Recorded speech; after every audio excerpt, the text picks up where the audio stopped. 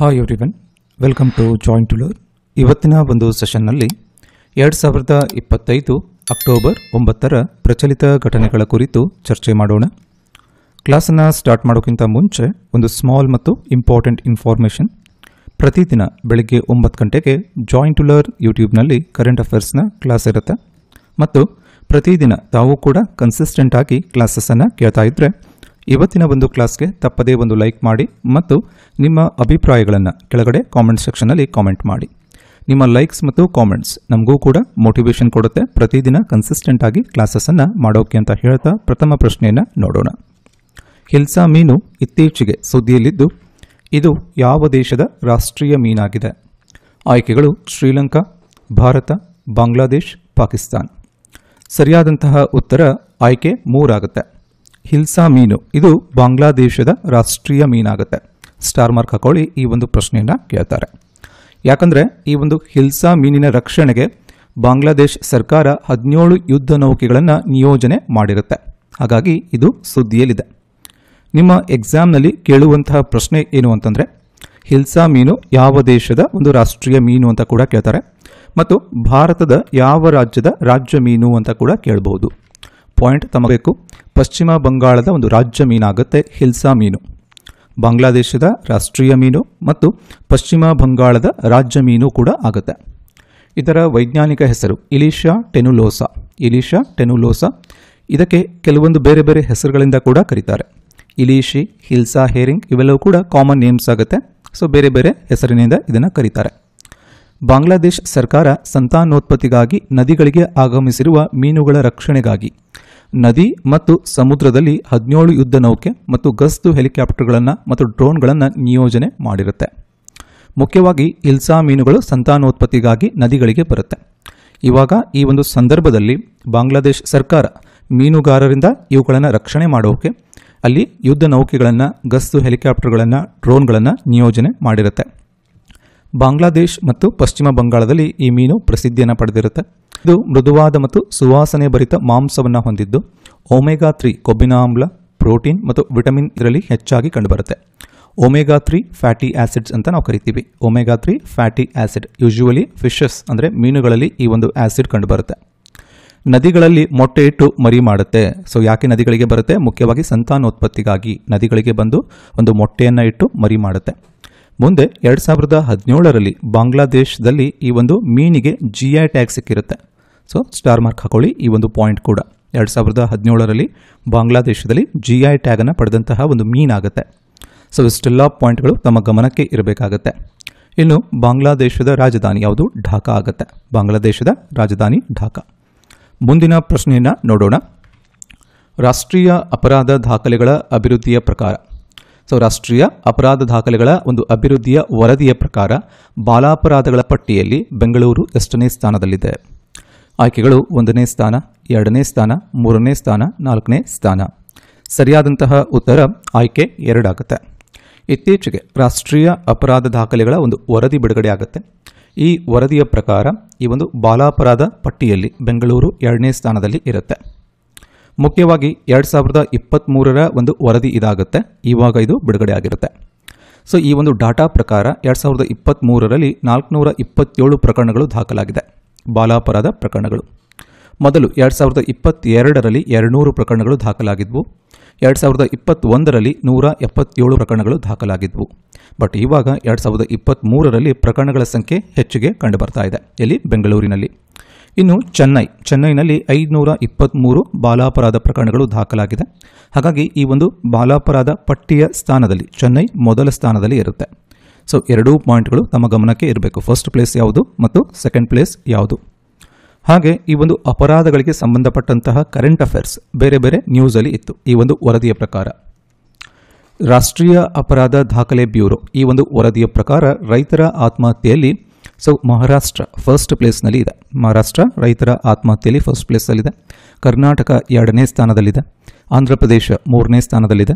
ಮಧ್ಯಪ್ರದೇಶ್ 4ನೇ ಸ್ಥಾನದಲ್ಲಿದೆ. ತಮಿಳುನಾಡು 5ನೇ ಸ್ಥಾನದಲ್ಲಿದೆ.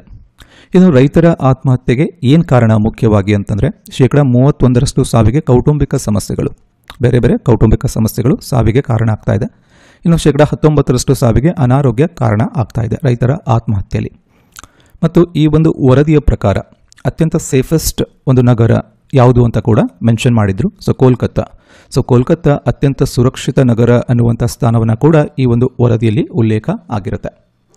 ಇನ್ನು ನ್ಯಾಷನಲ್ ಕ್ರೈಮ್ ರೆಕಾರ್ಡ್ಸ್ ಬ್ಯೂರೋ ವರದಿಯ ಪ್ರಕಾರ 2023ರಲ್ಲಿ ಕರ್ನಾಟಕದಲ್ಲಿ 21,889 ಸೈಬರ್ ಅಪರಾಧ ಪ್ರಕರಣಗಳು ದಾಖಲಾಗಿದೆ. ಸೈಬರ್ ಅಪರಾಧದಲ್ಲಿ ಕರ್ನಾಟಕ ಪ್ರಥಮ ಸ್ಥಾನದಲ್ಲಿದೆ. ಕರ್ನಾಟಕ ಸೈಬರ್ ಅಪರಾಧದಲ್ಲಿ ಪ್ರಥಮ ಸ್ಥಾನದಲ್ಲಿದೆ. ತೆಲಂಗಾಣ 2ನೇ ಸ್ಥಾನದಲ್ಲಿದೆ. ಉತ್ತರ ಪ್ರದೇಶ 3ನೇ ಸ್ಥಾನದಲ್ಲಿದೆ. ಮಹಾರಾಷ್ಟ್ರ 4ನೇ ಸ್ಥಾನ. ಬಿಹಾರ್ 5ನೇ ಸ್ಥಾನ. ಉತ್ತರ ಪ್ರದೇಶದಲ್ಲಿ ಅತಿ ಹೆಚ್ಚು ಅಪರಾಧ ಪ್ರಕರಣಗಳು ದಾಖಲಾಗಿವೆ. ಮುಖ್ಯವಾಗಿ ಮಹಿಳೆಯರ ವಿರುದ್ಧದ ಒಂದು ಅಪರಾಧ ಪ್ರಕರಣಗಳು ಇಲ್ಲಿ ಹೆಚ್ಚಾಗಿ ದಾಖಲಾಗಿರುತ್ತೆ. ಕೋಲ್ಕತ್ತಾ ಅತ್ಯಂತ ಸುರಕ್ಷಿತ ನಗರ, ಯಾಕಂದರೆ ಇಲ್ಲಿ ಅಪರಾಧಗಳ ಸಂಖ್ಯೆ ಕಡಿಮೆ ದಾಖಲಾಗಿರುತ್ತೆ. ಹಾಗಾಗಿ ತಮ್ಮ ಗಮನಕ್ಕೆ ಈ ಒಂದು ಪಾಯಿಂಟ್ ಇರಬೇಕಾಗುತ್ತೆ. ಮುಂದಿನ ಪ್ರಶ್ನೆಯನ್ನು ನೋಡೋಣ. 2025ರ ಭೌತಶಾಸ್ತ್ರದ ನೊಬೆಲ್ ಪ್ರಶಸ್ತಿಯನ್ನು ಯಾರಿಗೆ ಕೊಡಲಾಗಿದೆ? ಆಯ್ಕೆಗಳು ಜಾನ್ ಕ್ಲರ್ಕ್, ಮೈಕೆಲ್ ಡೆಮೊರೊಟೊ, ಜಾನ್ ಮಾರ್ಟಿನಿಸ್, ಮೇಲಿನ ಎಲ್ಲರೂ. ಸರಿಯಾದಂತಹ ಉತ್ತರ ಆಯ್ಕೆ 4 ಆಗುತ್ತೆ. ಜಾನ್ ಕ್ಲರ್ಕ್, ಮೈಕೆಲ್ ಡೆವೊರೆಟ್, ಜಾನ್ ಮಾರ್ಟಿನಿಸ್ ಮೂವರಿಗೂ ಕೂಡ ಈ ಒಂದು 2025ನೇ ಸಾಲಿನ ಫಿಸಿಕ್ಸ್ ನೊಬೆಲ್ ಭೌತಶಾಸ್ತ್ರದ ಒಂದು ನೊಬೆಲ್ ಪ್ರಶಸ್ತಿ ಬಂದಿರುತ್ತೆ. ಕ್ವಾಂಟಮ್ ಮೆಕ್ಯಾನಿಕ್ಸ್ ವಿಷಯಕ್ಕೆ ಸಂಬಂಧಿಸಿದಂತೆ ಇವರು ನಡೆಸಿದ ಸಂಶೋಧನೆಗಾಗಿ ಈ ಒಂದು ಪ್ರಶಸ್ತಿ ಇವರಿಗೆ ಬಂದಿರುತ್ತೆ. ಮುಖ್ಯವಾಗಿ ಎಕ್ಸಾಮ್ನಲ್ಲಿ ಕೇಳ್ತಾರೆ 2025ರ ಭೌತಶಾಸ್ತ್ರದ ನೊಬೆಲನ್ನು ಯಾವ ವಿಷಯದ ಸಂಶೋಧನೆಗಾಗಿ ಕೊಡಲಾಗಿದೆ? ಕ್ವಾಂಟಮ್ ಮೆಕ್ಯಾನಿಕ್ಸ್ ವಿಷಯಕ್ಕೆ ಸಂಬಂಧಪಟ್ಟ ಸಂಶೋಧನೆಗೆ. ಬ್ರಿಟನ್ ದೇಶದ ಜಾನ್ ಕ್ಲಾರ್ಕ್, ಫ್ರಾನ್ಸ್ನ ಮೈಕೆಲ್ ಹೆಚ್ ಡೆವೊರೆಟ್ ಮತ್ತು ಅಮೆರಿಕಾದ ಜಾನ್ ಮಾರ್ಟಿನಿಸ್ ಈ ಒಂದು ಫಿಸಿಕ್ಸ್ ನೊಬೆಲನ್ನು ಪಡ್ಕೊಂಡಿರ್ತಾರೆ. ಇವರ ಸಂಶೋಧನೆ ಏನಿದೆ, ವಿದ್ಯುತ್ ಸರ್ಕ್ಯೂಟ್ನಲ್ಲಿ ಪ್ರತಿರೋಧಕದ ನಡುವೆ ಕಣಗಳ ಚಲನೆಯನ್ನು ದೃಢೀಕರಿಸುವಂತಹ ಒಂದು ಕ್ವಾಂಟಮ್ ಲಿಂಕ್ ಪ್ರಕ್ರಿಯೆ ಮತ್ತು ಶಕ್ತಿಯ ಪ್ರಮಾಣ ಕುರಿತ ಸಂಶೋಧನೆಗೆ ಈ ನೊಬೆಲ್ ಪ್ರಶಸ್ತಿ ಬಂದಿರುತ್ತೆ. ಆಲ್ಫ್ರೆಡ್ ನೊಬೆಲ್ ಒಬ್ಬ ಇಂಜಿನಿಯರ್ ಸಂಶೋಧಕರು. ಅವರ ಪುಣ್ಯತಿಥಿ ಡಿಸೆಂಬರ್ 10ರಂದು ಈ ನೊಬೆಲ್ ಪ್ರಶಸ್ತಿಯನ್ನು ವಿತರಣೆ ಮಾಡ್ತಾರೆ. ರಾಯಲ್ ಸ್ವೀಡಿಷ್ ಅಕಾಡೆಮಿ ಈ ಪ್ರಶಸ್ತಿಯನ್ನು ಘೋಷಣೆ ಮಾಡುತ್ತೆ. ಇನ್ನು 2025ರ ವೈದ್ಯಕೀಯ ನೊಬೆಲ್ ಕೂಡ ಅನೌನ್ಸ್ ಆಗಿತ್ತು. ಪ್ರೀವಿಯಸ್ ಕ್ಲಾಸ್ನಲ್ಲಿ ನೋಡಿದ್ವಿ, ಅದರ ಕ್ವಿಕ್ ರಿವಿಷನ್ ಅನ್ನು ನೋಡೋಣ.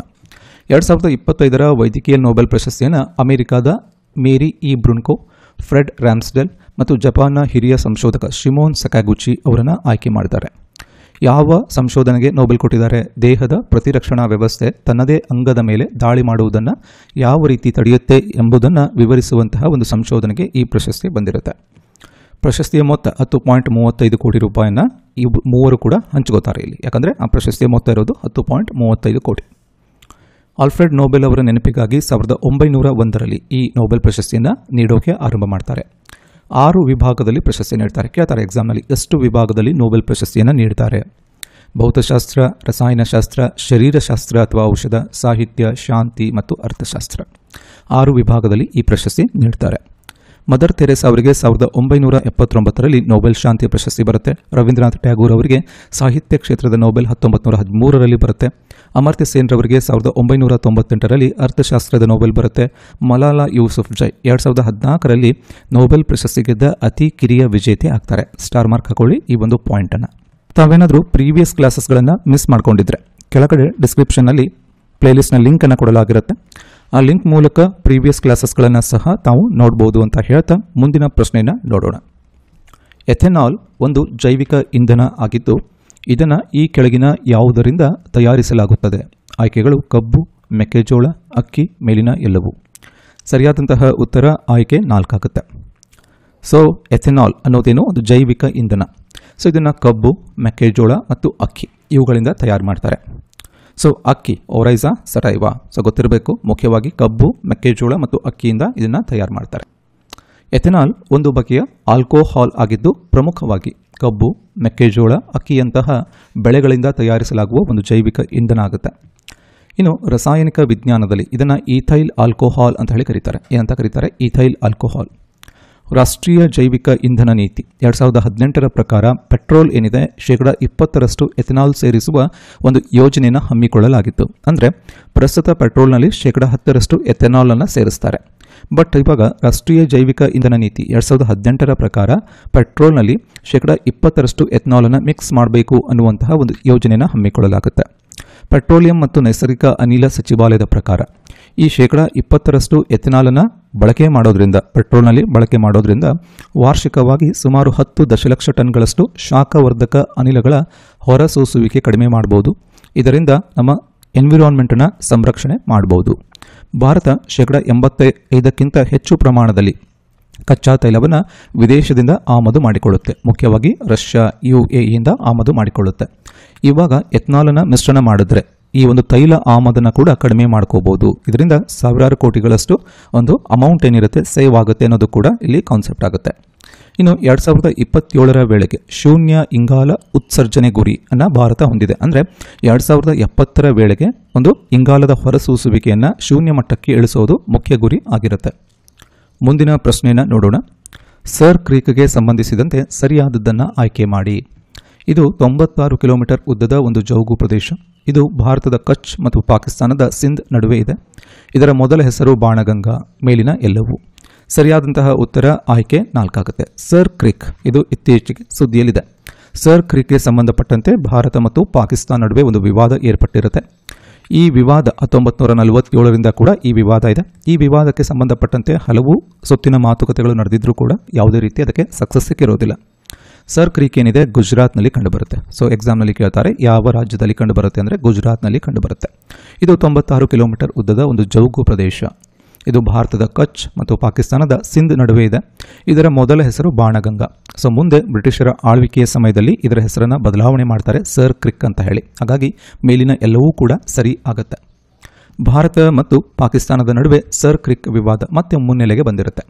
ಕ್ರೀಕ್ ಅಂದರೆ ಕೊರಕಲು ಅಥವಾ ಅಳಿವೆ ಅಂತ ಹೇಳಿ ಕರೀತಾರೆ. ನದಿ ನೀರು ಅರಬ್ಬಿ ಸಮುದ್ರ ಸೇರುವ ಸ್ಥಳ. ಅದು ಯಾವುದೇ ಜನವಸತಿ ಇಲ್ಲ ಇಲ್ಲಿ. ಸೊ ಕೆಸರು ನೀರು ತುಂಬಿದ ಒಂದು ಕೊರಕಲು ಪ್ರದೇಶಕ್ಕೆ ಸರ್ ಕ್ರೀಕ್. ಪ್ರಸಿದ್ಧ ಸರ್ ಕ್ರೀಕ್ ಭಾರತ ಮತ್ತು ಪಾಕಿಸ್ತಾನದ ನಡುವಿನ ಪಶ್ಚಿಮ ತುದಿಯಲ್ಲಿರುವ ಒಂದು ಗಡಿ ಪ್ರದೇಶ. ಇಲ್ಲಿ ಅಪಾರ ಪ್ರಮಾಣದ ತೈಲ ಮತ್ತು ಅನಿಲದ ನಿಕ್ಷೇಪ ಇದೆ. ಬಟ್ ಇಲ್ಲಿ ತಟಸ್ಥ ಒಂದು ಪ್ರದೇಶ ಆಗಿರೋದ್ರಿಂದ ಯಾವುದೇ ರೀತಿ ಚಟುವಟಿಕೆಗಳನ್ನು ಮಾಡೋಕ್ಕೆ ಅವಕಾಶ ಇರೋದಿಲ್ಲ. ಸರ್ ಕ್ರೀಕ್ ವಿವಾದವನ್ನು ಬಗೆಹರಿಸೋಕೆ ಹಲವು ಸುತ್ತಿನ ಮಾತುಕತೆ ನಡೆದಿದ್ರೂ ಕೂಡ ಅದಕ್ಕೆ ಸಕ್ಸಸ್ ಸಿಕ್ಕಿರೋದಿಲ್ಲ. ಸರ್ ಕ್ರೀಕ್ನ ಹಿಂದಿನ ಹೆಸರು ಬಾಣಗಂಗಾ. ಮುಂದೆ ಬ್ರಿಟಿಷರ ಆಳ್ವಿಕೆಯಲ್ಲಿ ಆ ಹೆಸರನ್ನು ಬದಲಾವಣೆ ಮಾಡ್ತಾರೆ. ತಮ್ಮ ಅಧಿಕಾರಿಯೊಬ್ಬರ ಹೆಸರನ್ನು ಇಟ್ಟು ಸರ್ ಕ್ರೀಕ್ ಅಂತ ಹೇಳಿ ಅದಕ್ಕೆ ಮರುನಾಮಕರಣವನ್ನು ಮಾಡ್ತಾರೆ. ಸರ್ ಕ್ರೀಕ್ ಪ್ರದೇಶ ಗುಜರಾತ್ ರಾಜ್ಯದ ಕಚ್ ಪ್ರಾಂತ್ಯದ ಪಶ್ಚಿಮ ತುದಿಯಲ್ಲಿದೆ. ಭಾರತದ ಗುಜರಾತ್ ರಾಜ್ಯವನ್ನು ಪಾಕಿಸ್ತಾನದ ಸಿಂಧ್ ಪ್ರಾಂತ್ಯದಿಂದ ಇದು ಬೇರ್ಪಡಿಸುತ್ತೆ. ಅಲ್ಲಿನ ಕಚ್ ಪ್ರಾಂತ್ಯದ ಬಗಲಲ್ಲಿ ಅರಬ್ಬಿ ಸಮುದ್ರವಿದ್ದು ಅದರ ಕಡಲ ಕೊರೆತದಿಂದ ಕಚ್ನ ಪಶ್ಚಿಮ ತಟದಲ್ಲಿ ಕೊರಕಲು ಏರ್ಪಟ್ಟಿದ್ದು ಅದೇ ಸರ್ ಕ್ರೀಕ್ ಎಂಬ ಹೆಸರಿನಿಂದ ಗುರುತಿಸಲ್ಪಡುತ್ತೆ. ಅಲ್ಲಿಂದ ಅರಬ್ಬಿ ಸಮುದ್ರದಿಂದ ಸ್ವಲ್ಪ ದೂರ ಕ್ರಮಿಸಿದ್ರೆ ಪಾಕಿಸ್ತಾನದ ಸಿಂಧ್ ಪ್ರಾಂತ್ಯ ಸಿಗುತ್ತೆ. ಈ ಪ್ರದೇಶ ಪಾಕಿಸ್ತಾನಕ್ಕೆ ಸೇರಿದ್ದು ಎಂದು ಪಾಕಿಸ್ತಾನ ಪ್ರತಿಪಾದನೆ ಮಾಡ್ತಾ ಇದೆ. ಸರ್ ಕ್ರೀಕ್ ಪ್ರದೇಶ ಕಜಾಹರ್ ಮತ್ತು ಕೋರಿ ಕ್ರೀಕ್ಗಳ ನಡುವೆ ಇದೆ. ಸರ್ ಕ್ರೀಕ್ 96 ಕಿಲೋಮೀಟರ್ ದೂರದ ಒಂದು ಜಲಮಾರ್ಗ ಪ್ರದೇಶ. ಈ ಪ್ರದೇಶಕ್ಕೆ ರನ್ ಆಫ್ ಕಚ್ ಎಂಬ ಹೆಸರು ಕೂಡ ಇದೆ. ಇದೊಂದು ತಟಸ್ಥ ಪ್ರದೇಶ. ಅಂದರೆ ಇಲ್ಲಿ ಯಾವುದೇ ದೇಶಗಳು, ಎರಡೂ ದೇಶಗಳು ಕೂಡ ಯಾವುದೇ ನಿರ್ಮಾಣವನ್ನು, ಯಾವುದೇ ಅಭಿವೃದ್ಧಿ ಕಾರ್ಯಗಳನ್ನು ಮಾಡುವಂತಿಲ್ಲ. ಮುಂದಿನ ಪ್ರಶ್ನೆಯನ್ನು ನೋಡೋಣ. ಜೋಹೋ ಕಂಪನಿ ಇತ್ತೀಚೆಗೆ ಸುದ್ದಿಯಲ್ಲಿದ್ದು ಇದು ಯಾವ ದೇಶಕ್ಕೆ ಸಂಬಂಧಿಸಿದೆ? ಆಯ್ಕೆಗಳು ಅಮೆರಿಕ, ಭಾರತ, ಚೀನಾ, ರಷ್ಯಾ. ಸರಿಯಾದಂತಹ ಉತ್ತರ ಆಯ್ಕೆ 2 ಆಗುತ್ತೆ. ಸೊ ಜೋಹೋ ಕಂಪನಿ ಏನಿದೆ ಇದು ಭಾರತಕ್ಕೆ ಸಂಬಂಧಪಟ್ಟಂತಹ ಒಂದು ಕಂಪನಿ ಆಗುತ್ತೆ. ಈ ಒಂದು ಜೋಹೋ ಕಂಪನಿಯ ಒಂದು ತಂತ್ರಾಂಶ ಅರಟ್ಟೈ ಅನ್ನುವಂತಹ ಒಂದು ಆ್ಯಪ್ ಏನಿದೆ ಸುದ್ದಿಯಲ್ಲಿದೆ. ಬಹಳಷ್ಟು ಒಂದು ವೈರಲ್ ಆಗ್ತಾ ಇದೆ. ಇದು ಯಾವ ರೀತಿ ನಾವು ವಾಟ್ಸಾಪನ್ನು ಯೂಸ್ ಮಾಡ್ತೀವಿ ಅದೇ ರೀತಿಯಾದಂತಹ ಒಂದು ದೇಶೀಯ ಆ್ಯಪ್ ಆಗುತ್ತೆ. ಕಂಪ್ಲೀಟ್ಲಿ ಇಂಡಿಜಿನಿಯಸ್ಲಿ ಡೆವಲಪ್ಡ್ ಆ್ಯಪ್ ಆಗುತ್ತೆ. ಸೊ ಅರಟ್ಟೈ. ಸೊ ಇದನ್ನು ಡೆವಲಪ್ಮೆಂಟ್ ಮಾಡಿರುವಂಥ ಕಂಪನಿ ಯಾವುದು? ಜೋಹೋ ಕಂಪನಿ ಇದನ್ನು ಡೆವಲಪ್ಮೆಂಟ್ ಮಾಡಿರುತ್ತೆ. ವಾಟ್ಸಾಪ್ಗೆ ಪರ್ಯಾಯ ಆದಂತಹ ಒಂದು ಆ್ಯಪ್ ಅಂತ ಹೇಳಿ ಇವಾಗ ಅದು ವೈರಲ್ ಆಗ್ತಾ ಇದೆ. ಜೋಹೋ ಎಂಬುದು ಒಂದು ಭಾರತದ ಕಂಪನಿ. ಇದು ಅರಟ್ಟೈ ಅನ್ನುವಂತಹ ತಂತ್ರಾಂಶವನ್ನು ಡೆವಲಪ್ಮೆಂಟ್ ಮಾಡಿರುತ್ತೆ. ಜೋಹೋ ಕಂಪನಿಯ ಮುಖ್ಯಸ್ಥರು ಶ್ರೀಧರ್ ವೆಂಬು ಜೋಹೋ ಕಂಪನಿಯ ಮುಖ್ಯಸ್ಥರಾಗ್ತಾರೆ. ಈ ಕಂಪನಿ ಆರಂಭ ಆಗಿದ್ದು 1996ರಲ್ಲಿ ಕಂಪನಿ ಆರಂಭ ಆಗಿರುತ್ತೆ. ಕೇಂದ್ರ ಶಿಕ್ಷಣ ಸಚಿವಾಲಯ ತನ್ನ ಅಧಿಕಾರಿಗಳಿಗೆ ಅಧಿಕೃತ ಕೆಲಸಕ್ಕೆ ಜೋಹೋ ಅಫಿಷಿಯಲ್ ಸೂಟನ್ನು ಬಳಸೋಕೆ ಸೂಚನೆ ನೀಡಿರುತ್ತೆ. ಇದು ಭಾರತದಲ್ಲಿ ಅಭಿವೃದ್ಧಿಯಾಗಿರುವ ಒಂದು ಸಂದೇಶ ರವಾನೆ ತಂತ್ರಾಂಶ. ವಾಟ್ಸಾಪ್ಗೆ ಪರ್ಯಾಯವಾಗಿ ಇದನ್ನು ಅಭಿವೃದ್ಧಿ ಪಡಿಸಿರ್ತಾರೆ. ಮುಂದಿನ ಪ್ರಶ್ನೆಯನ್ನು ನೋಡೋಣ. ವಿಶ್ವ ಬ್ಯಾಂಕ್ನ ಪ್ರಕಾರ ಪ್ರಸ್ತುತ ಆರ್ಥಿಕ ವರ್ಷದಲ್ಲಿ ಭಾರತದ GDP ಬೆಳವಣಿಗೆ ದರ ಎಷ್ಟಿರಲಿದೆ? ಆಯ್ಕೆಗಳು 6.5%, 6.3%, 7.2%, 7.5%. ಸರಿಯಾದಂತಹ ಉತ್ತರ ಆಯ್ಕೆ ಬಂದಾಗುತ್ತೆ. ಸೊ ಇತ್ತೀಚೆಗೆ ವಿಶ್ವ ಬ್ಯಾಂಕ್ ತನ್ನ ಒಂದು GDP ಫೋರ್ಕಾಸ್ಟ್ ಮಾಡುತ್ತೆ. ಅಂದರೆ ಭಾರತದ GDP ಎಷ್ಟಿರಲಿದೆ ಅಂತ. ಈ ಒಂದು ಪ್ರಸ್ತುತ ಆರ್ಥಿಕ ವರ್ಷದಲ್ಲಿ ಭಾರತದ GDP 6.5% ಇರಲಿದೆ ಅಂತ ಹೇಳಿ ವಿಶ್ವ ಬ್ಯಾಂಕ್ ಹೇಳುತ್ತೆ. ಇದಕ್ಕಿಂತ ಮುಂಚೆ 6.3 ಇರುತ್ತೆ ಅಂತ ಹೇಳಿತ್ತು, ಬಟ್ ಇವಾಗ ಅದನ್ನು ಮತ್ತೆ ಪರಿಷ್ಕರಣೆ ಮಾಡಿ 6.5ರಷ್ಟು ಇರಲಿದೆ ಅಂತ ಹೇಳಿರುತ್ತೆ. ಪ್ರಸಕ್ತ ಆರ್ಥಿಕ ವರ್ಷದಲ್ಲಿ ವಿಶ್ವ ಬ್ಯಾಂಕ್ ಪ್ರಕಾರ ಭಾರತದ GDP ಬೆಳವಣಿಗೆ ದರ 6.5ರಷ್ಟು ಇರಲಿದೆ. ಇನ್ನು 2047ರ ವೇಳೆಗೆ ಭಾರತ ಅಭಿವೃದ್ಧಿ ಹೊಂದಿದ ರಾಷ್ಟ್ರವಾಗುವಂತಹ ಒಂದು ಗುರಿಯನ್ನು ಹೊಂದಿದೆ ಮತ್ತು ಮುಂದಿನ 25 ವರ್ಷಗಳಲ್ಲಿ ಭಾರತ 30 ಟ್ರಿಲಿಯನ್ ಆರ್ಥಿಕತೆಯನ್ನು ಸಾಧಿಸುವ ಗುರಿಯನ್ನು ಕೂಡ ಹೊಂದಿದೆ. GDP ಆಧಾರದ ಮೇಲೆ ಅತಿದೊಡ್ಡ ಆರ್ಥಿಕತೆ ಹೊಂದಿರುವ ದೇಶಗಳು ಯಾವುದ್ಯಾವುದು ಅಂದರೆ ಅಮೆರಿಕ, ಚೀನಾ, ಜರ್ಮನಿ, ಭಾರತ ಮತ್ತು ಜಪಾನ್. ಇವು GDP ಆಧಾರದ ಮೇಲೆ ಅತಿದೊಡ್ಡ ಆರ್ಥಿಕತೆ ಹೊಂದಿರುವಂತಹ ಒಂದು ದೇಶಗಳಾಗುತ್ತೆ. ಮುಂದಿನ ಪ್ರಶ್ನೆ, ಇತ್ತೀಚಿನ ವರದಿಯ ಪ್ರಕಾರ ಯಾವ ರಾಜ್ಯದ ಖೈದಿಗಳಿಗೆ ಅತಿ ಹೆಚ್ಚು ದಿನಗೂಲಿ ಕೊಡಲಾಗುತ್ತದೆ? ಆಯ್ಕೆಗಳು ತೆಲಂಗಾಣ, ಮಹಾರಾಷ್ಟ್ರ, ಕರ್ನಾಟಕ, ಕೇರಳ. ಸರಿಯಾದಂತಹ ಉತ್ತರ ಆಯ್ಕೆ 3 ಆಗುತ್ತೆ. ಕರ್ನಾಟಕ ರಾಜ್ಯದ ಖೈದಿಗಳಿಗೆ ಇತ್ತೀಚಿನ ಒಂದು ವರದಿಯ ಪ್ರಕಾರ ಅತಿ ಹೆಚ್ಚು ದಿನಗೂಲಿ ಸಿಗುತ್ತೆ. ರಾಜ್ಯದ ಜೈಲಿನಲ್ಲಿ ಇರುವಂಥ ಖೈದಿಗಳಿಗೆ ದೇಶದಲ್ಲಿ ಅತಿ ಹೆಚ್ಚು ಅಂದರೆ ಒಂದು ದಿನಕ್ಕೆ 615 ರೂಪಾಯಿ ದಿನಗೂಲಿಯನ್ನು ಕೊಡ್ತಾರೆ ಬೇರೆ ಬೇರೆ ಕೆಲಸಕ್ಕೆ. ಈ ಒಂದು ಪಾಯಿಂಟ್ ತಮ್ಮ ಗಮನಕ್ಕೆ ಇರಬೇಕಾಗುತ್ತೆ, ಕೇಳಬಹುದು ಎಕ್ಸಾಮ್ನಲ್ಲಿ. ಹಾಗಾಗಿ 615 ರೂಪಾಯಿ ದಿನಗೂಲಿ ಇರುತ್ತೆ ಕರ್ನಾಟಕ ಸರ್ಕಾರದ ಒಂದು ಜೈಲಿನಲ್ಲಿ ಇರುವಂತಹ ಖೈದಿಗಳಿಗೆ. ಇನ್ನು ಕರ್ನಾಟಕಕ್ಕೆ ಸಂಬಂಧಪಟ್ಟಂತೆ ಕೆಲವೊಂದು ಪ್ರಚಲಿತ ಘಟನೆಗಳು ಸುದ್ದಿಯಲ್ಲಿತ್ತು. ಶಿಶು ಮರಣ ಪ್ರಮಾಣ ದರ. ಶಿಶು ಮರಣ ಪ್ರಮಾಣ ದರದಲ್ಲಿ ಕರ್ನಾಟಕ ಏನಾಗ್ತಾ ಇದೆ ಅಂದರೆ ಇವಾಗ 12ಕ್ಕೆ ಇಳಿದಿರುತ್ತೆ. ಶಿಶು ಮರಣ ಪ್ರಮಾಣ ದರ ಕರ್ನಾಟಕದಲ್ಲಿ 12ಕ್ಕೆ ಇಳಿದಿರುತ್ತೆ. ನಮ್ಮ ರಾಷ್ಟ್ರೀಯ ಶಿಶು ಮರಣ ಪ್ರಮಾಣ ದರ ಎಷ್ಟಿದೆ ಅಂದರೆ 26 ಇದೆ. ಕರ್ನಾಟಕದ್ದು 12 ಇದೆ. ಇನ್ನು ಸೈಬರ್ ಅಪರಾಧದಲ್ಲಿ ಕರ್ನಾಟಕ ಮೊದಲ ಸ್ಥಾನದಲ್ಲಿರುತ್ತೆ. ವಿದೇಶಿಯರ ದಾಳಿಯಲ್ಲಿ ಕರ್ನಾಟಕ ಮೊದಲ ಸ್ಥಾನದಲ್ಲಿರುತ್ತೆ, ಅಂದರೆ ವಿದೇಶಿಯರ ಮೇಲೆ ದಾಳಿ ಮಾಡಿದಂತಹ ಪ್ರಕರಣದಲ್ಲಿ ಕರ್ನಾಟಕ ಮೊದಲ ಸ್ಥಾನ. ಇನ್ನು ಕಾಡುಗಳ ಹೆಚ್ಚಳದಲ್ಲಿ ಕರ್ನಾಟಕ 2ನೇ ಸ್ಥಾನದಲ್ಲಿ ಇರುತ್ತೆ. ಕಾಡುಗಳ ಹೆಚ್ಚಳದಲ್ಲಿ ಕರ್ನಾಟಕ 2ನೇ ಸ್ಥಾನ.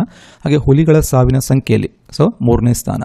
ಹುಲಿಗಳ ಸಾವಿನ ಸಂಖ್ಯೆಯಲ್ಲಿ ಮಧ್ಯಪ್ರದೇಶ್ ಮೊದಲ ಸ್ಥಾನ ಇದೆ. ಮೊದಲ ಸ್ಥಾನ ಮಧ್ಯಪ್ರದೇಶ್, 3ನೇ ಸ್ಥಾನ ಕರ್ನಾಟಕ ಇರುತ್ತೆ. ಈ ಎಲ್ಲ ಪಾಯಿಂಟ್ಗಳನ್ನು ಪ್ರೀವಿಯಸ್ ಕ್ಲಾಸಸ್ಗಳಲ್ಲಿ ಬಹಳ ಡೀಟೇಲ್ ಆಗಿ ಡಿಸ್ಕಸ್ ಮಾಡಿರ್ತೇವೆ. ಇಲ್ಲಿ ಕ್ವಿಕ್ ರಿವಿಷನ್ ಅಷ್ಟೇ. ಹಾಗಾಗಿ ಪ್ರೀವಿಯಸ್ ಕ್ಲಾಸಸ್ಗಳನ್ನು ಸಹ ತಾವು ನೋಡಬೇಕು. ಕೆಳಗಡೆ ಡಿಸ್ಕ್ರಿಪ್ಷನಲ್ಲಿ ಲಿಂಕನ್ನು ಕೊಡಲಾಗಿರುತ್ತೆ. ಮುಂದಿನ ಪ್ರಶ್ನೆಯನ್ನು ನೋಡೋಣ. ಇತ್ತೀಚೆಗೆ ಕೋಲ್ಡ್ ರೀಫ್ ಸೇವನ್ನು ಯಾವ ರಾಜ್ಯ ನಿಷೇಧಿಸಿದೆ? ಆಯ್ಕೆಗಳು ಕರ್ನಾಟಕ, ಮಹಾರಾಷ್ಟ್ರ, ಪಂಜಾಬ್, ಮೇಲಿನ ಎಲ್ಲವೂ. ಸರಿಯಾದಂತಹ ಉತ್ತರ ಆಯ್ಕೆ 4 ಆಗಿದೆ. ಇತ್ತೀಚೆಗೆ ಕೋಲ್ಡ್ ರೀಫ್ ಸಿರಪ್ಪನ್ನು ಸೇವಿಸಿ ಮಧ್ಯಪ್ರದೇಶದಲ್ಲಿ ಸಾವು ನೋವುಗಳಾಗುತ್ತೆ. ಮುಖ್ಯವಾಗಿ ಸುಮಾರು 15 ಮಂದಿ ಸಾವಾಗುತ್ತೆ ಇಲ್ಲಿ ಮಧ್ಯಪ್ರದೇಶದಲ್ಲಿ. ಇವಾಗ ಈ ಒಂದು ಸಿರಪ್ಪನ್ನು ಬೇರೆ ಬೇರೆ ರಾಜ್ಯಗಳಲ್ಲಿ ನಿಷೇಧ ಮಾಡ್ತಾ ಇದ್ದಾರೆ. ಮುಖ್ಯವಾಗಿ ಮಧ್ಯಪ್ರದೇಶ, ಕರ್ನಾಟಕ, ಪಂಜಾಬ್, ಮಹಾರಾಷ್ಟ್ರ, ಕೇರಳ ಇಲ್ಲಿ ನಿಷೇಧವನ್ನು ಮಾಡಿರ್ತಾರೆ. ಮಧ್ಯಪ್ರದೇಶ್, ತಮಿಳುನಾಡು, ಕೇರಳ ಇವಾಗ ಮಹಾರಾಷ್ಟ್ರ, ಪಂಜಾಬ್ ಕೂಡ ಈ ಒಂದು ಕೋಲ್ಡ್ ರೀಫ್ ಸಿರಪ್ಪನ್ನು ನಿಷೇಧ ಮಾಡಿರುತ್ತೆ. ಕೋಲ್ಡ್ ರೀಫ್ ಸಿರಪ್ನಲ್ಲಿ 48.6% ಡೈಥಿಲಿನ್ ಗ್ಲೈಕಾಲ್ ರಾಸಾಯನಿಕ ಇರುತ್ತೆ. ಇದು ಕೈಗಾರಿಕೆಗಳಲ್ಲಿ ಬಳಸುವಂಥ ಒಂದು ವಿಷಕಾರಕ ದ್ರಾವಣ ಆಗುತ್ತೆ. ಇನ್ನು ಭಾರತದಿಂದ ಆಮದಾಗುವ ಸಿರಪ್ಗಳನ್ನು ಆಫ್ರಿಕಾ ಖಂಡದ ದೇಶಗಳಲ್ಲಿ ಕೂಡ ನಿಷೇಧ ಮಾಡಿರ್ತಾರೆ, ಮುಖ್ಯವಾಗಿ ಗಾಂಬಿಯಾ, ಇರಾಕ್, ಉಜ್ಬೇಕಿಸ್ತಾನ್. ಮುಂದಿನ ಪ್ರಶ್ನೆಯನ್ನು ನೋಡೋಣ. ಈ ಕೆಳಗಿನ ಯಾರು ಜೋಯಾ ಲುಕಾಸ್ನ ಜಾಗತಿಕ ರಾಯಭಾರಿಯಾಗಿ ಆಯ್ಕೆ ಆಗಿದ್ದಾರೆ? ಆಯ್ಕೆಗಳು ರಶ್ಮಿಕಾ ಮಂದಣ್ಣ, ಸಮಂತ, ದೀಪಿಕಾ ಪಡುಕೋಣೆ, ರಚಿತಾ ರಾಮ್. ಸರಿಯಾದಂತಹ ಉತ್ತರ ಆಯ್ಕೆ 2 ಆಗುತ್ತೆ. ಸಮಂತ ಅವರು ಈ ಒಂದು ಜೋಯಾ ಲುಕಾಸ್ನ ಜಾಗತಿಕ ರಾಯಭಾರಿಯಾಗಿ ಆಯ್ಕೆ ಆಗ್ತಾರೆ. ಆಯ್ಕೆ 2 ಸರಿಯಾದಂತಹ ಒಂದು ಉತ್ತರ ಆಗುತ್ತೆ. ಕೇಳ್ತಾರೆ ಎಕ್ಸಾಮ್ನಲ್ಲಿ ಜೋಯಾ ಲುಕಾಸ್ನ ಜಾಗತಿಕ ರಾಯಭಾರಿಯಾಗಿ ಯಾರು ಆಯ್ಕೆಯಾಗಿದ್ದಾರೆ ಅಂತ ಹೇಳಿ. ಹೆಸರು ನೆನಪಿಟ್ಕೋಬೇಕು, ಸಮಂತ. ಜೋಯಾ ಲುಕಾಸ್ನ ಕೇಂದ್ರ ಕಚೇರಿ ಎಲ್ಲಿದೆ ಅಂತ ಕೂಡ ತಮ್ಮ ಎಕ್ಸಾಮ್ನಲ್ಲಿ ಕೇಳ್ತಾರೆ. ಕೇರಳದ ತ್ರಿಶೂರ್ನಲ್ಲಿ ಜೋಯಾ ಲುಕಾಸ್ನ ಕೇಂದ್ರ ಕಚೇರಿ ಇದೆ. ಇನ್ನು ಜೋಯಾ ಲುಕಾಸ್ ಸ್ಥಾಪನೆಯಾಗಿದ್ದು 2001ರಲ್ಲಿ ಮತ್ತು 11ಕ್ಕಿಂತ ಅಧಿಕ ದೇಶಗಳಲ್ಲಿ ತನ್ನ ಸ್ಟೋರ್ಗಳನ್ನು, ಮಳಿಗೆಗಳನ್ನು ಇದು ಹೊಂದಿರುತ್ತೆ. ಮುಂದಿನ ಪ್ರಶ್ನೆ, ಖಾದಿ ಕಾರಿಗಾರ್ ಮಹೋತ್ಸವ್ ಇದು ಇತ್ತೀಚೆಗೆ ಎಲ್ಲಿ ನಡೆಯಿತು? ಆಯ್ಕೆಗಳು ಗುಜರಾತ್, ರಾಜಸ್ಥಾನ್, ಕರ್ನಾಟಕ, ಹರಿಯಾಣ. ಸರಿಯಾದಂತಹ ಉತ್ತರ ಆಯ್ಕೆ 4 ಆಗುತ್ತೆ. ರೀಸೆಂಟಾಗಿ ಖಾದಿ ಕಾರಿಗಾರ್ ಮಹೋತ್ಸವ ಇದು ಹರಿಯಾಣದಲ್ಲಿ ನಡೆಯಿತು. ಹರಿಯಾಣದಲ್ಲಿ ಖಾದಿ ಕಾರಿಗಾರ್ ಮಹೋತ್ಸವ ನಡೆಯುತ್ತೆ. ಯಾರು ಇದನ್ನು ಇನಾಗ್ರೇಟ್ ಮಾಡಿದ್ರು ಅದು ಕೂಡ ತಮ್ಮ ಎಕ್ಸಾಮ್ನಲ್ಲಿ ಕೇಳ್ತಾರೆ. ಅಮಿತ್ ಶಾ ಅವರು ಇದನ್ನು ಇನಾಗ್ರೇಟ್ ಮಾಡ್ತಾರೆ. ನಡೀತು ಮತ್ತು ಯಾರು ಇನಾಗ್ರೇಟ್ ಮಾಡಿದ್ರು ಎರಡೂ ಕೂಡ ಗೊತ್ತಿರಬೇಕು. ಹರಿಯಾಣದಲ್ಲಿ ನಡೀತು, ಅಮಿತ್ ಶಾ ಅವರು ಇನಾಗ್ರೇಟ್ ಮಾಡ್ತಾರೆ. ಖಾದಿ ಕಾರಿಗಾರ್ ಮಹೋತ್ಸವ ಹರಿಯಾಣದಲ್ಲಿ ನಡೀತು, ಅಮಿತ್ ಶಾ ಇನಾಗ್ರೇಟ್ ಮಾಡಿದ್ರು. ಮತ್ತು ಹರಿಯಾಣದಲ್ಲಿ ಇತ್ತೀಚೆಗೆ ಅಮಿತ್ ಶಾ ಅವರು ಸಬರ್ ಡೈರಿ ಪ್ಲಾಂಟನ್ನು ಕೂಡ ಉದ್ಘಾಟನೆ ಮಾಡ್ತಾರೆ. ಭಾರತ ಪ್ರಸ್ತುತ 23.9 ಕೋಟಿ ಟನ್ ಹಾಲನ್ನು ಉತ್ಪಾದನೆ ಮಾಡ್ತಾ ಇದೆ. ಅಮಿತ್ ಶಾ ಸಂಬಂಧಪಟ್ಟಂತೆ 2 ಕರೆಂಟ್ ಅಫೇರ್ಸ್ ನ್ಯೂಸಲ್ಲಿದೆ, ಎರಡೂ ಕೂಡ ಹರಿಯಾಣದಲ್ಲಿ. ಒಂದು ಕಡೆ ಖಾದಿ ಕಾರಿಗಾರ್ ಮಹೋತ್ಸವ, ಇನ್ನೊಂದು ಕಡೆ ಸಬರ್ ಡೈರಿ, ಎರಡನ್ನು ಕೂಡ ಇನಾಗ್ರೇಟ್ ಮಾಡಿದ್ದಾರು ಅಮಿತ್ ಶಾ ಅವರು. ಎರಡೂ ಕೂಡ ನಡೆದಿದ್ದು ಹರಿಯಾಣದಲ್ಲಿ. ಮುಂದಿನ ಪ್ರಶ್ನೆಯನ್ನು ನೋಡೋಣ. ಪ್ರಸ್ತುತ ವಿಶ್ವಸಂಸ್ಥೆಯಲ್ಲಿ ಭಾರತದ ಕಾಯಂ ಪ್ರತಿನಿಧಿ ಯಾರು? ಆಯ್ಕೆಗಳು ಪರ್ವತ್ ನೇನಿ ಹರೀಶ್, ವಿಫುಲ್ ಮಲ್ಹೋತ್ರಾ, ಸೋನಿಯಾ ನಾಯಕ್, ಮೇಲಿನ ಯಾರೂ ಅಲ್ಲ. ಸರಿಯಾದಂತಹ ಉತ್ತರ ಆಯ್ಕೆ ಬಂದಾಗುತ್ತೆ. ಪ್ರಸ್ತುತ ವಿಶ್ವಸಂಸ್ಥೆಯಲ್ಲಿ ಭಾರತದ ಕಾಯಂ ಪ್ರತಿನಿಧಿ ಪರ್ವತ್ ನೇನಿ ಹರೀಶ್ ಆಗ್ತಾರೆ. ಇತ್ತೀಚೆಗೆ ಪರ್ವತ್ ನೇನಿ ಹರೀಶ್ ಅವರು ಸುದ್ದಿಯಲ್ಲಿ ಇದ್ದಾರೆ. ಯಾಕೆ ಅಂತಂದರೆ ಇತ್ತೀಚೆಗೆ ವಿಶ್ವಸಂಸ್ಥೆಯಲ್ಲಿ ಮಹಿಳೆ, ಶಾಂತಿ ಮತ್ತು ಭದ್ರತೆ ವಿಷಯದ ಕುರಿತು ಒಂದು ಚರ್ಚೆ ಆಗುತ್ತೆ. ಭಾರತವು ಪಾಕಿಸ್ತಾನದ ವಿರುದ್ಧ ಈ ಚರ್ಚೆಯಲ್ಲಿ ವಾಗ್ದಾಳಿ ಮಾಡುತ್ತೆ. ಈ ಚರ್ಚೆಯ ಅಧ್ಯಕ್ಷತೆಯನ್ನು ರಷ್ಯಾ ವಹಿಸಿಕೊಂಡಿತ್ತು. ವಿಶ್ವಸಂಸ್ಥೆಯಲ್ಲಿ ಭಾರತದ ಕಾಯಂ ಪ್ರತಿನಿಧಿ ಪರ್ವತ್ ನೇನಿ ಹರೀಶ್ ಚರ್ಚೆಯಲ್ಲಿ ಮಾತನಾಡ್ತಾರೆ. ಇನ್ನು ಪಾಕಿಸ್ತಾನಕ್ಕೆ ಸಂಬಂಧಪಟ್ಟಂತೆ ಕೆಲವೊಂದು ಕರೆಂಟ್ ಅಫೇರ್ಸ್ ಸುದ್ದಿಯಲ್ಲಿದೆ. ಮುಖ್ಯವಾಗಿ ಆಪರೇಷನ್ ಸಿಂಧೂರ್, ಪಹಲ್ಗಾಮ್ನ ದಾಳಿಗೆ ಪ್ರತಿಕಾರವಾಗಿ ಭಾರತ ಕೈಗೊಂಡಂತಹ ಒಂದು ಕಾರ್ಯಾಚರಣೆ ಆಪರೇಷನ್ ಸಿಂಧೂರ್ ಆಗುತ್ತೆ. ಮುಂದಿನ ಪ್ರಶ್ನೆ, ಇತ್ತೀಚೆಗೆ ಈ ಕೆಳಗಿನ ಯಾವ ಆಟಗಾರ್ತಿ ಹೆಸರನ್ನು ಕ್ರೀಡಾಂಗಣದ ಸ್ಟ್ಯಾಂಡಿಗೆ ಇಡಲಾಗಿದೆ? ಆಯ್ಕೆಗಳು ಕಲ್ಪನಾ, ಮಿಥಾಲಿ ರಾಜ್, ಕಲ್ಪನಾ ಮತ್ತು ಮಿಥಾಲಿ ರಾಜ್ ಮೇಲಿನ ಯಾರೂ ಅಲ್ಲ. ಸರಿಯಾದಂತಹ ಉತ್ತರ ಆಯ್ಕೆ 3 ಆಗುತ್ತೆ. ಕಲ್ಪನಾ ಮತ್ತು ಮಿಥಾಲಿ ರಾಜ್ ಈ ಇಬ್ಬರು ಆಟಗಾರ್ತಿಯರ ಹೆಸರನ್ನು ACA VDCA ಕ್ರೀಡಾಂಗಣ, ಹೈದರಾಬಾದ್ನ ACA VDCA ಕ್ರೀಡಾಂಗಣದ ಸ್ಟ್ಯಾಂಡ್ಗೆ ಈ ಆಟಗಾರ್ತಿಯರ ಹೆಸರನ್ನು ಇಡಲಾಗ್ತಾ ಇದೆ. ಇಬ್ಬರು ಕೂಡ ಕ್ರಿಕೆಟ್ಗೆ ಸಂಬಂಧಪಡ್ತಾರೆ. ಮಿಥಾಲಿ ರಾಜ್ ಮುಖ್ಯವಾಗಿ ಭಾರತದ ತಂಡದ ಕ್ಯಾಪ್ಟನ್ ಆಗಿರ್ತಾರೆ. ಇವಾಗ ಪ್ರಸ್ತುತ ಅವರು ರಿಟೈರ್ಮೆಂಟ್ ಕೊಟ್ಟಿರ್ತಾರೆ. ಇಬ್ಬರ ಹೆಸರುಗಳನ್ನು ಕೂಡ ಇಲ್ಲಿ ಇಡಲಾಗ್ತಾ ಇದೆ. ಇನ್ನು ಕ್ರಿಕೆಟ್ಗೆ ಸಂಬಂಧಪಟ್ಟಂತೆ ಬೇರೆ ಬೇರೆ ಕರೆಂಟ್ ಅಫೇರ್ಸ್ ಸುದ್ದಿಯಲ್ಲಿದೆ. ಮಹಿಳೆಯರ ಏಕದಿನ ಕ್ರಿಕೆಟ್ ವಿಶ್ವಕಪ್ 2025 ಭಾರತದಲ್ಲಿ ಆರಂಭ ಆಗಿರುತ್ತೆ. ಮೊದಲ ಪಂದ್ಯ ಗುವಾಹಟಿಯಲ್ಲಿ ನಡೆಯುತ್ತೆ. ಒಟ್ಟು 8 ತಂಡಗಳು ಭಾಗವಹಿಸ್ತಾ ಇದೆ. ಇದು 13ನೇ ವಿಶ್ವಕಪ್ ಆಗಿರುತ್ತೆ. ಆಸ್ಟ್ರೇಲಿಯಾ ಅತಿ ಹೆಚ್ಚು ಬಾರಿ ಮಹಿಳಾ ವಿಶ್ವಕಪ್ಪನ್ನು ಜಯಿಸಿದ ಒಂದು ತಂಡ ಆಗುತ್ತೆ. 7 ಬಾರಿ ಗೆದ್ದಿರುತ್ತೆ. ಇಂಗ್ಲೆಂಡ್ 4 ಬಾರಿ ಗೆದ್ದಿರುತ್ತೆ. ನ್ಯೂಜಿಲೆಂಡ್ 1 ಬಾರಿ ಗೆದ್ದಿರುತ್ತೆ. 4 ವರ್ಷಕ್ಕೆ ಒಮ್ಮೆ ಈ ಒಂದು ವಿಶ್ವಕಪ್ ನಡೆಯುತ್ತೆ. 1973ರಲ್ಲಿ ಮೊದಲ ವಿಶ್ವಕಪ್ ನಡೆದಿರುತ್ತೆ. ಇಂಗ್ಲೆಂಡ್ ಚಾಂಪಿಯನ್ ಆಗಿರುತ್ತೆ. ಎಲ್ಲ ಪಾಯಿಂಟ್ಗಳು ತಮ್ಮ ಗಮನಕ್ಕೆ ಇರಬೇಕಾಗುತ್ತೆ. ಇವಿಷ್ಟು ಇವತ್ತಿನ ಕ್ಲಾಸ್ನ ಡಿಸ್ಕಷನ್ ಪ್ಲಸ್ ಇನ್ಫಾರ್ಮೇಷನ್ ಆಗಿರುತ್ತೆ. ಕ್ಲಾಸ್ ಇಷ್ಟ ಆದರೆ ಒಂದು ಲೈಕ್ ಮಾಡಿ, ಈ ನಾಲೆಡ್ಜನ್ನು ನಿಮ್ಮ ಫ್ರೆಂಡ್ಸ್ ಜೊತೆ ಕೂಡ ಶೇರ್ ಮಾಡ್ಕೊಳ್ಳಿ. ಹಾಗೆ ನೀವಿನ್ನು ಜಾಯಿನ್ ಟು ಲರ್ನ್ ಯೂಟ್ಯೂಬನ್ನು ಸಬ್ಸ್ಕ್ರೈಬ್ ಮಾಡ್ಕೊಂಡಿರಲಿಲ್ಲ ಅಂದರೆ ಸಬ್ಸ್ಕ್ರೈಬ್ ಮಾಡ್ಕೊಳ್ಳಿ. ಹಾಗೆ ಕೆಳಗಡೆ ಕಾಮೆಂಟ್ ಸೆಕ್ಷನ್ನಲ್ಲಿ ಕ್ಲಾಸಸ್ ಬಗ್ಗೆ ತಮ್ಮ ಅಭಿಪ್ರಾಯಗಳನ್ನು ಕಾಮೆಂಟ್ ಮಾಡಿ ಅಂತ ಹೇಳ್ತಾ ಮತ್ತೆ ಮುಂದಿನ ಸೆಷನಲ್ಲಿ ಮತ್ತೊಂದು ವಿಷಯದ ಕುರಿತು ಮಾತನಾಡೋಣ. ಧನ್ಯವಾದಗಳು.